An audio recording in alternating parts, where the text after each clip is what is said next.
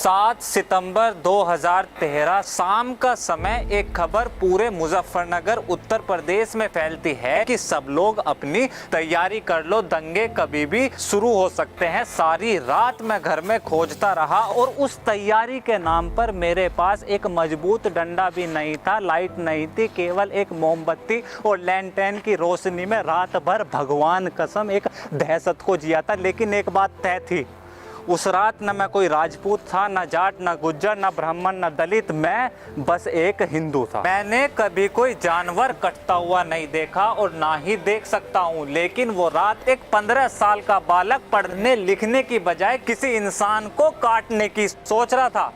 ये बचपन मिला है हमें उत्तर प्रदेश में। जरूरी है इस सेकुलर देश को जानना कि इन दंगों से पहले मुजफ्फरनगर में क्या हुआ था। एक हिंदू बेटी को स्कूल जाते समय कोई मुस्लिम लड़का छेड़ता है, बदतमीजी करता है। बहन घर आकर अपने भाई को बताती है और दोनों भाई सीधा उस लड़के के घर पहुंचते हैं। झगड़े के दौरान मुस्लिम लड़के की हत्या हो जाती है, लेकिन एक भीड़ उन दोनों भाई को पकड़ लेती है। कभी उत्तर प्रदेश आना हो या कोई मुजफ्फरनगर का ले तो पूछना उस भीड़ ने उन दोनों भाइयों को कैसे मारा था। कान से खून आने लगेगा सुनकर। उसी रात रामपुर से बड़े वाले मुख्यमंत्री का फोन आया।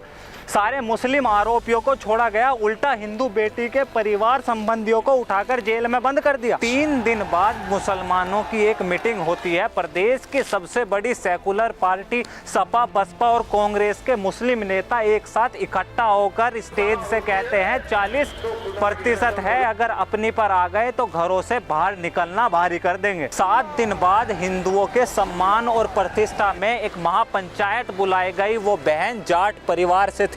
मरने वाले दोनों भाई भी जाट थे, फिर भी हर समाज के लोग उस महापंचायत में मौजूद थे। लेकिन पार्टी बस एक थी, बस एक बीजेपी। पंचायत खत्म होने के बाद जब लोग वापस लौट रहे थे तो बीच रास्ते में उन पर गोलियां और पत्थर चलने शुरू हो गए। हमारे गांव के लोग भी पंचायत में शामिल थे। 7 सितंबर शाम का समय एक फ़ोन आता है कि सब लोग अपनी तैयारी कर लो और हो सके तो किसी तरह हमें यहाँ से ले जाओ। उस रात के बाद कई रातों तक मुजफ्फरनगर उत्तर प्रदेश जलता रहा। जानवरों की तरह इंसान काटे गए, बच्ची और औरतों की इज्जत सरेआम नीलाम हुई। जहाँ जो लोग संख्या में कम थे अपना घर छोड़ पलायन कर गए। और अब आप इस देश की सेकुलर सरकारों की दोगली नस्ल देखिए। 14 सितंबर 2013 बीजेपी प्रधानमंत्री उम्मीदवार के लिए नरेंद्र मोदी नाम की घोषणा करती है। उसी रात कांग्रेस मुजफ्फरनगर दौरे का ऐलान करती है और अगले ही दिन माँ, बेटा और प्रधानमंत्री जी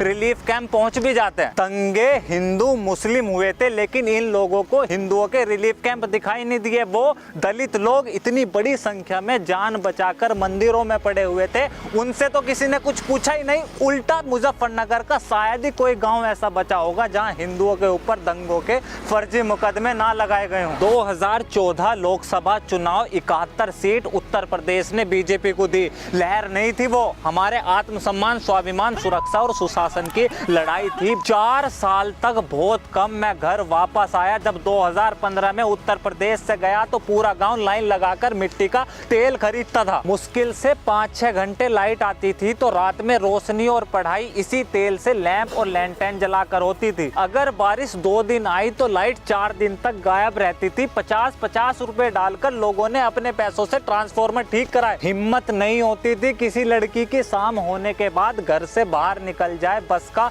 ब्रेक लगता था तो लड़कियों के 10 हाथ ऊपर से लेके नीचे तक टच करते थे। बच्चियां सड़क पर होती थी तो लंबे केले ले लो, मोटे पपीते ले लो जैसी आवाजें उनके साथ चलती थी। दिन दहाड़े किसानों के पशु चोरी होते थे, बदमाश खेतों में बांधकर छोड़ देते थे। कट्टे और तमंचे सब्जियों की तरह बिकते थे। न्याय, नौकरी और मुआवजा जाति और धर्म देखकर मिलता था। 2017 योगी आदित्यनाथ उत्तर प्रदेश के नए मुख्यमंत्री बनते हैं और जब मैं वापस आया भाई साहब यकीन करना भारी हो गया। मैंने अपने आसपास के गाँव में पहली बार औरतों को मॉर्निंग वॉक करते देखा। मैं यहाँ केवल हिंदू महिलाओं की बात नहीं कर रहा, मुस्लिम बेटियां और महिलाएं निडर, बेझिझक और किसी की हिम्मत नहीं कि छेड़ दे ब्रेक। तमीज में लगने लगे। बसों के छूना और छेड़ना दूर है, 2 मिनट नहीं लगती थूत छितने। मजाल है कि स्कूल जाती हुई या सड़क पर चलती हुई बहन बेटी वो कोई गंदे शब्द बोले या अश्लील हरकत करे, आज उत्तर प्रदेश में मिट्टी का तेल नहीं बिकता, घरों में रोशनी और बच्चों की पढ़ाई LED बल्ब से होती है। चोरी और बदमाशी करने वाले मजदूरी करने लगे, कट्टों की जगह बुलडोजर चढ़ने लगा, काम बिना रिश्वत के, नौकरी बिना जात के और न्याय बिना धर्म देखे मिलने लगा। ऐसा बिल्कुल नहीं है कि आज का उत्तर प्रदेश पूरी तरह सत्यार्थ है। निश्चय ही कई सारी छोटी बड़ी परेशानियों के साथ साथ किसानों के लिए आवारा पशु की समस्या और बढ़ती जनसंख्या के हिसाब से युवाओं के लिए पर्याप्त नौकरी के अवसर, सरकार का प्रयास और कदम उस गति पर नहीं है। लेकिन निसंदेह ये भी सच है कि योगी आदित्यनाथ का उत्तर प्रदेश प्रमाण है इस बात का कि आज कोई 15 साल का बालक किसी कम्युनल दहशत में किसी इंसान को मारने या उसे काटने का ख्याल नहीं करता। राज्य में शासन कैसा हो, सनातन इतिहास में चक्रवर्ती भरत से लेकर पराक्रमी विक्रमादित्य तक अनेकों राजाएं हुए हैं, लेकिन सनातन हिंदू समाज ने राम राज को नहीं बल्कि राम राज्य को अपना आदर्श माना है। राज्य में व्यक्ति महत्वपूर्ण होता है लेकिन राज्य में विचार और व्यवस्थाएं महत्वपूर्ण होती है। उत्तर प्रदेश ने आज तक राज, व्यक्ति विशेष और परिवारवाद का शासन देखा है। पहली बार आज उत्तर प्रदेश एक ऐसा व्यक्तित्व, एक ऐसी व्यवस्था, वो शासन प्रणाली और एक ऐसा राज्य देख रहा है जो राम राज्य के आदर्श मूल्यों को अगर पूर्णतः नहीं तो उसका प्रतिबिंब बनकर उसे साक्षात करने की कोशिश कर रहा है, और वो नाम है योगी आदित्यनाथ, केवल और एक बाबा योगी आदित्यनाथ।